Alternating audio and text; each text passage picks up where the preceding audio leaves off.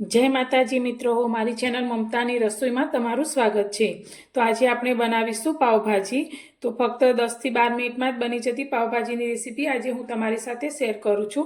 तो घणीवार बाळको अमुक शाकभाजी नहीं खाता होता, तो तमे आ रीते भाजी बनावी अने तेमने आपी सको छो तो ते आरामथी खाई लेशे। तो अत्यारे भाजी बनाववा माटे मैं लीला वटाणा लीधा छे, 1 वाटकी, साथे आपणे कोबीज लीधी छे 1 वाटकी जेटली, साथे आपणे 1 गाजर ने आ रीते कट करी लीधुं छे, साथे आपणे फुलावर लीधुं छे अने 2 नाना बटेकाने आ रीते टुकड़ामां समारी लीधा छे, साथे लसण, 3 टामेटा अने 3 डुंगळीने आपणे झीणी कट करी लेवानी छे। तो हवे आपणे सौथी पहेला तो आ शाकभाजीने बाफवाना छे। तो तेना माटे आपणे अत्यारे एक कूकर लई लईशुं अने कूकरनी अंदर अत्यारे आपणे 1 वाटकी बटेका लीधा छे, साथे वटाणा लई लईशुं। तो तमने जे पण शाकभाजी पसंद होय ते तमे अंदर एड करी शको छो।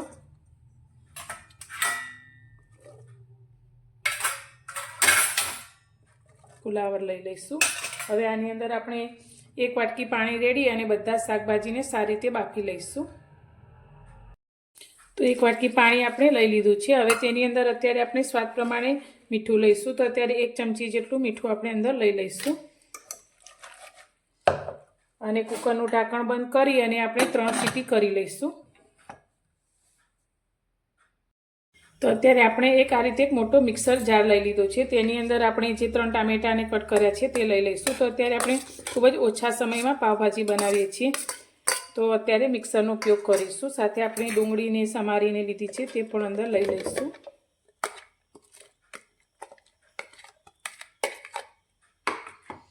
साथे आपणे सूका लसणनी कळीओ लीधी छे, जे 15 जेवी लीधी छे ते अंदर लई लईशुं। तो सूका लसणनो टेस्ट आमां खूब ज सरस आवे छे। साथे आपणे 2 લીલા मरचा लीधा छे जे थोड़ा तीखा छे ते अंदर लई लईशुं।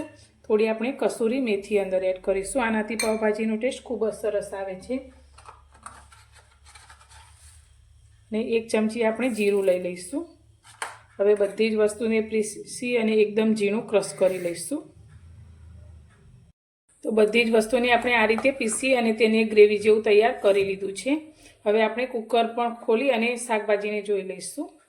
तो कूकर पण आपणुं थोडुं ठंडु थई गयुं छे। तो हवे कूकरनुं ढांकण खोली अने आपणे बफायेला शाकभाजीने पण जोई लईशुं। तो शाकभाजी पण एकदम सरस आपणा बफाई गया छे। तो अत्यारे मैं मेश करवा माटे आ रीतनुं मेसर लीधुं छे, तेनाथी आपणे बधा शाकभाजीने मेश करी लईशुं।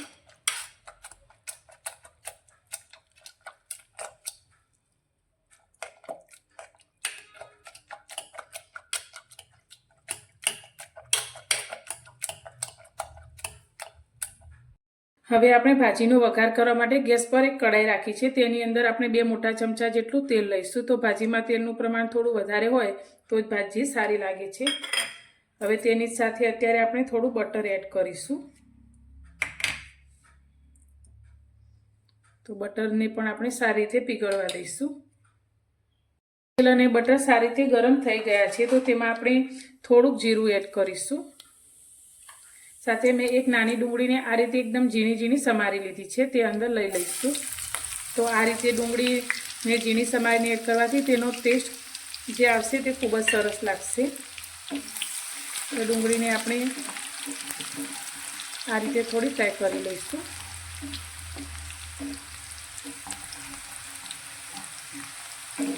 तो आपणे ग्रेवीमां पण अंदर पीसवामां डुंगળી लीधी छे, पण आ रीते डुंगળી जरूरथी एड करवी, जेथी टेस्ट खूब ज सरस आवशे। डुंगળી आपणी थोड़ी संतळाई जाए पछी आपणे जे ग्रेवी तैयार करी छे पीसीने ते अंदर लई लईशुं।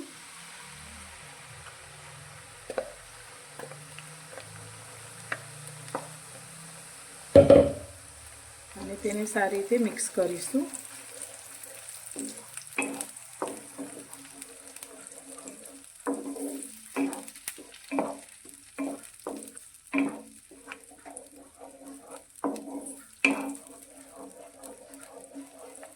हवे आपणे अंदर थोड़ा मसाला अत्यारे ज एड करी दईशुं। तो अत्यारे ग्रेवीना भागनुं आपणे मीठुं एड करीशुं स्वाद प्रमाणे। त्यारे अर्धी चमची जेटલું आपणे मीठुं लीधुं छे। 2 चमची अत्यारे मैं काश्मीरी लाल मरचुं लीधुं छे। तो आपणे लीला तीखा मरचा पण अंदर एड कर्या छे, એટલે अत्यारे आपणे काश्मीरी लाल मरचानो उपयोग करीशुं।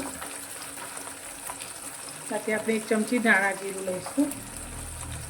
અડધી ચમચી હળદર એડ કરીશું અને આપણે એક મોટી ચમચી ભરી અને પાવભાજીનો મસાલો લીધો છે તે અંદર લઈ લઈશું અને બધા જ મસાલાને સારી રીતે મિક્સ કરીશું.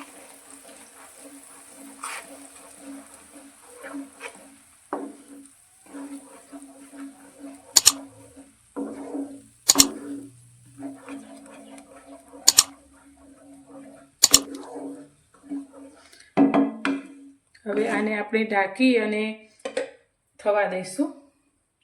તો બધું જ બટર અને તેલ જે આપણે લીધા છે તે સારી રીતે છૂટા ન પડી જાય ત્યાં સુધી આ ગ્રેવીને આપણે થવા દઈશું. ભાજીની ગ્રેવીને સંતરાતા 5 થી 6 મિનિટ જેટલો સમય થયો છે. તો હવે આપણે ઢાંકણ લઈ લઈશું અને ગેસને અત્યારે બંધ કરીશું. તો તમે જોઈ શકો છો ઉપરથી આપણું તેલ અને બટર સારી રીતે છૂટા પડી ગયા છે અને ગ્રેવી એકદમ સરસ રીતે સંતળાઈ અને એકદમ લાલ એવો કલર આવી ગયો છે. તો કાશ્મીરી લાલ મરચું નાખવાથી આ રીતે લાલ કલર આવે છે. તમે અંદર બીટ પણ એડ કરી શકો છો કલર માટે.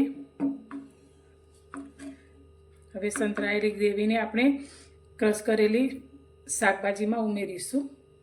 હવે કુકરને આપણે લઈ લીધું છે. તો બનાવેલી ગ્રેવીને આપણે કુકરમાં લઈ લઈશું અને બાફેલા શાકભાજી સાથે સારી રીતે મિક્સ કરીશું.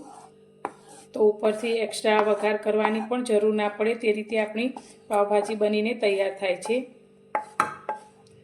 તો પુરુષો એકલા રહેતા હોય તો પણ તે ખૂબ જ ઓછા સમયમાં અને એકદમ સરળતાથી આ રીતે પાવભાજી બનાવી શકે છે. હવે તેને સારી રીતે મિક્સ કરી લઈશું.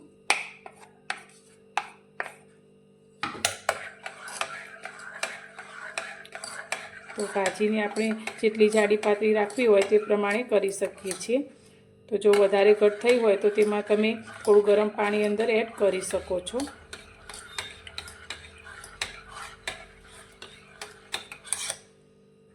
તો આપણી ભાજીનો એકદમ સરસ એવો જે રીતે બજારમાં મળે તેવો કલર આવી ગયો છે. હવે ઉપરથી આપણે અડધા લીંબુનો રસ લઈ લઈશું અને ઉપરથી આપણે થોડી લીલી કોથમીર લઈ લઈશું. ફરી એકવાર મિક્સ કરીશું. તો જોતાં જ ખાવાનું મન થઈ જાય તેવી એકદમ બજાર જેવી જ આપણી ભાજી ઘરે બનીને તૈયાર થઈ છે.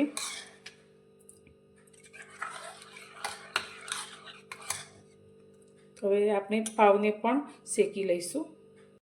શેકવા માટે આપણે ગ્રેવીવાળી તેજ કઢાઈને લઈ લીધી છે. તો તેની અંદર અત્યારે આપણે થોડું બટર એડ કરીશું અને બટરને થોડું ગરમ કરી લઈશું.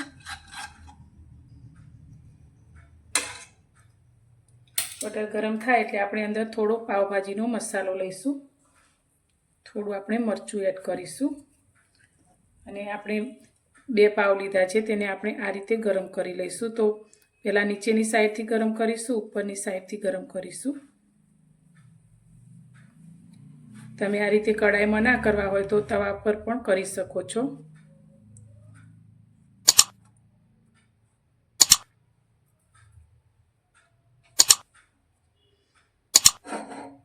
તો આ રીતે મસાલો ઉપર લઈ અને ગરમ કરવાથી પાવનો ટેસ્ટ પણ ખૂબ જ સરસ આવે છે.